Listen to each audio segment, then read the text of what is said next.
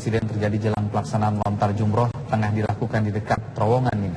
Lokasi pusat kejadian terjadi di Jalan Nomor 204, tepatnya di dekat tenda penampungan para jemaah haji. Insiden terjadi di saat seluruh jemaah tengah berdesakan ketika berusaha untuk melintasi terowongan Mina di Mekah. Jumlah korban tewas saat ini diperkirakan telah mencapai kisaran melebihi 300 orang. Sementara jumlah korban terluka bertambah menjadi sekitar 400 orang. Jumlah korban tewas maupun terluka diperkirakan akan terus bertambah berdasarkan laporan dari kantor berita Al Jazeera.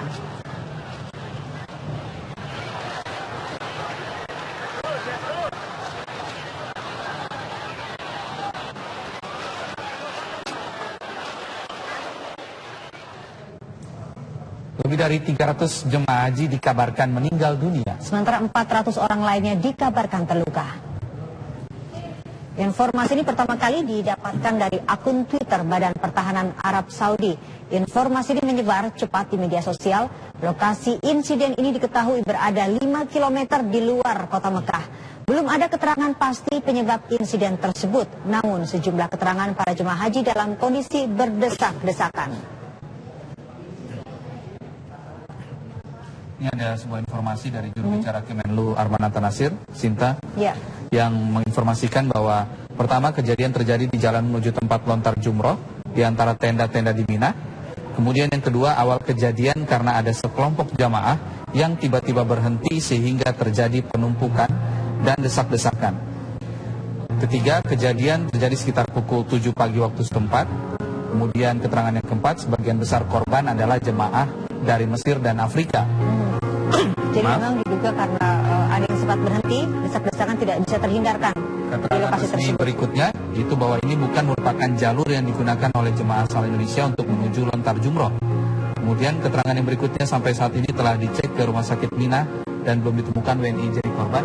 Namun berdasarkan tadi keterangan dari Pak Hasan, salah satu jemaah dari Probolinggo, Jawa Timur, kloter 48, ada kawannya yang kebetulan bersama dengan beliau terpisah dan sudah ditemukan meninggal dunia. Mungkin ini bisa dicek juga oleh Kementerian Agama atau siapapun yang saat ini mungkin sedang mendengarkan siaran kami di TV One, bahwa tadi ada keterangan dari salah satu jemaah haji kloter 48 asal Probolinggo yang ditemukan meninggal dunia dalam insiden di Mina pagi tadi. Iya, karena memang Pak Hasan hingga sore ini belum memberikan informasi atau belum melaporkan mengenai meninggalnya satu warga negara Indonesia yang kebetulan tadi pagi memang bersamaan dengan Pak Hasan yang menjadi ketua di kelompok tersebut.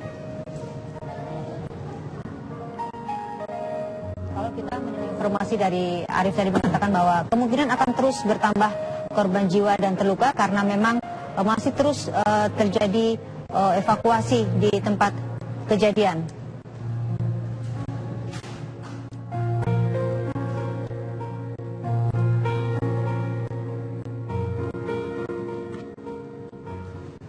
Kini kita akan terhubung dengan Ketua Komisi 8 DPR RI, Bapak Saleh Daulay, yang saat ini sedang berada di sana. Assalamualaikum Pak Saleh. Waalaikumsalam warahmatullahi wabarakatuh.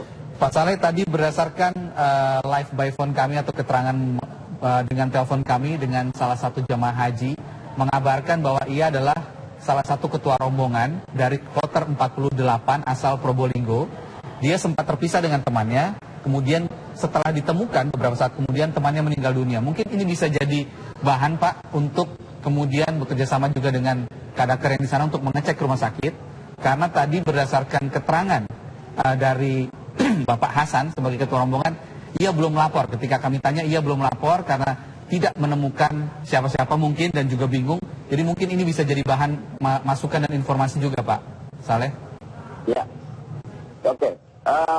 Terima kasih banyak ya informasi yang disampaikan tadi. Perlu kami sampaikan, kami sekarang ini tim pengawal teroris sekarang sedang melakukan koordinasi lintas penyelenggara haji di Saudi ini. Saya barusan saja ini berbicara dengan Kepala Operasi Satuan Pengamanan dan Perlindungan Jamaah kita, Letnan Kolonel Muklis. Dan beliau sekarang memang sangat sibuk sekali untuk melakukan proses identifikasi. Perlu diketahui bahwa jamaah-jamaah haji yang menjadi korban baik yang meninggal dunia maupun luka-luka itu kan langsung dievakuasi dan dibawa ke rumah sakit yang ada di sekitar kota Makkah. Dan tentu saja proses pencarian jamaah kita itu di mana di rumah sakit itu membutuhkan waktu ya.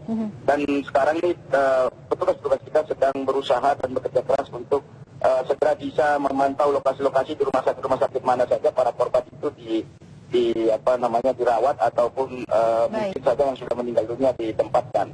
Baik, Pak Saleh. Tapi perlu Pak Saleh, maaf Pak, harus kita jeda sedikit karena kita sudah harus masuk waktu maghrib untuk wilayah DKI Jakarta. Sekitar ini kita akan kembali dengan informasi Anda, Pak Saleh. Usai azan maghrib. Selamat menjalankan ibadah sholat maghrib bagi Anda yang menjalankannya. Kini kita akan lanjutkan lagi perbincangan kita dengan Pak Saleh Daulay. Pak Saleh? Ya. Iya, Pak Saleh, tadi kita sempat terputus, Pak.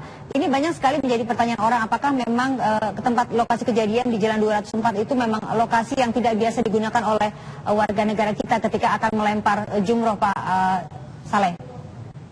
Ya, ini kan sudah terkonfirmasi tadi dari laporan yang saya lakukan koordinasi dengan pihak perlindungan dan jaminan jamaah kita itu. Memang jalur yang Syariq Al-A'raf itu atau Syariq Al-A'raf 204 itu sebetulnya bukanlah rute rute yang dilalui oleh para jamaah haji kita. Itu adalah rute yang dilalui oleh jamaah Turki dan Mesir dan beberapa negara Timur Tengah. Nah, karena itu memang kita berharap bahwa jamaah kita tidak begitu banyak menjadi korban. Kalaupun ada korban dari jamaah kita, saya kira ini adalah jamaah-jamaah memang yang memisahkan diri dari rombongan-rombongan yang semestinya. Dan tadi malam ketika tim pengawas DPR RI itu melakukan perjalanan dari Arafah menuju Musdalifah, memang kita melalui jalur ini, jalur Turki ini. Ya, jadi kita melihat memang jamaah haji itu luar biasa banyaknya, yang baik yang melalui kendaraan bis maupun yang berjalan kaki. Dan jalan kaki luar biasa banyaknya. Sehingga memang tadi malam itu juga macet total ya ketika mobilisasi massa perpindahan dari Musdalifah menuju Mina. Dan kami meninggalkan Mina itu menjelang subuh tadi malam itu menuju Mekah untuk juga memantau di sekitar Masjidil Haram karena diduga banyak juga jamaah kita yang langsung melakukan tawaf ifadah di Masjidil Haram. Dan memang persis seperti yang kami duga, ternyata banyak sekali jamaah kita yang sudah sampai di Masjidil Haram dan melakukan tawaf itu. Nah, jadi sebetulnya ini koordinasi yang seperti ini ya saya kira itu menjadi sesuatu yang menjadi sangat penting ke depan yang kita lakukan sehingga jamaah kita tidak ada yang katakanlah memisahkan diri dari rombongannya. Dan perlu disampaikan juga kepada seluruh pemirsa sekarang ini para petugas-petugas pengamanan kita ini sekarang sedang melakukan monitoring langsung ke rumah sakit di mana para korban itu dirujuk. Ya, para korban kita ini banyak yang dilarikan ke rumah sakit yang berada di kota Mekah hari ini. Dan sampai sejauh ini kita belum mendapatkan data konfirmasi yang valid ya dari otoritas Saudi. Dan sampai hari ini juga kita juga melihat bahwa ada pertambahan jumlah korban. Tadi pagi pertama sekali dirilis itu ada 150 jumlah korban jiwa. Kemudian 1 jam kemudian bertambah menjadi 220. Dan sekarang ini sudah mencapai 310 korban jiwa. Dan tentu ini menjadi sesuatu yang sangat kita perhatikan. Dan untuk itulah maka kami mendesak pada pemerintah Indonesia yang bertugas di sini, petugas-petugas PPIH kita untuk segera melakukan pengecekan ke rumah sakit yang ada di mana jamaah-jamaah itu dirawat, kemudian ditempatkan karena yang sudah meninggal dunia. Dan kami berharap bahwa 1-2 hari ini jumlah korban jiwa yang ada itu sudah resmi bisa dikeluarkan. Ada satu hal yang menjadi catatan kita, saya kira adalah bahwa otoritas Saudi ini biasanya ini agak sulit untuk membuka langsung akses kepada kita untuk melakukan identifikasi kepada seluruh korban-korban yang ada itu. Meskipun yang datang itu adalah para petugas-petugas resmi dari negara-negara yang ada. Dan sampai hari ini juga perlu disampaikan, masih ada 1 orang jamaah haji kita itu yang masih hilang akibat korban kren yang kemarin terjadi di Masjidil Haram. Jadi jamaah haji kita itu bernama Janiro binti Gadumbang, itu berasal dari kloter 9 Medan, embarkasi Medan, Sumatera Utara. Dan sampai hari ini itu belum bisa kita konfirmasi keberadaannya di mana dan sampai hari ini dinyatakan masih hilang. Nah ini adalah bukti di mana bahwa memang proses identifikasi itu membutuhkan waktu. Nah karena itulah maka yang paling mungkin dilakukan sekarang ini menurut kami, dan kami sudah meminta kepada pemerintah kita di sini untuk melakukan beberapa langkah-langkah yang bisa dilakukan. Yang pertama adalah menghubungi kepala-kepala sektor yang ada, yang sekarang semuanya ada di Mina, untuk mengumpulkan seluruh ketua-ketua kloter dan ketua-ketua ketua-ketua kloter itu harus segera melakukan koordinasi dengan kepala-kepala rombongan, ketua-ketua rombongan, dan untuk menghitung di mana sebetulnya berapa orang sebetulnya jamaah yang sekarang tidak ada di rombongannya masing-masing. Dan itu langkah yang paling mungkin dilakukan saat ini dalam melakukan proses identifikasi, sehingga dengan demikian kita bisa mendata dan memprediksi di mana keberadaan para jamaah haji kita itu. Termasuk diantaranya bagi mereka yang mungkin sudah melakukan tawaf di Masjidil Haram. Baik. Perlu juga disampaikan bahwa proses di Mina ini sendiri masih panjang. Ini kan baru hari pertama. Hari kedua besok itu masih ada yang untuk nafar awal itu masih ada proses untuk pelontaran. Dan untuk yang pagi nafar sani sampai tanggal 12 Zulhijjah lusa itu masih ada proses pelontaran yang akan dilakukan. Dan ini memang harus betul-betul diawasi sekali. Baik. Terima kasih Pak Saleh untuk informasinya. Kita berharap di rumah sakit rujukan tidak ada satupun warga negara yang akan menjadi korban. Terima kasih Pak Saleh. Amin. Terima kasih banyak Mbak. Assalamualaikum untuk Anda Pak Saleh. Waalaikumsalam. Ya, kami akan terus mengabarkan terkait musibah di Mina usai pariwara berikut tetap bersama kami.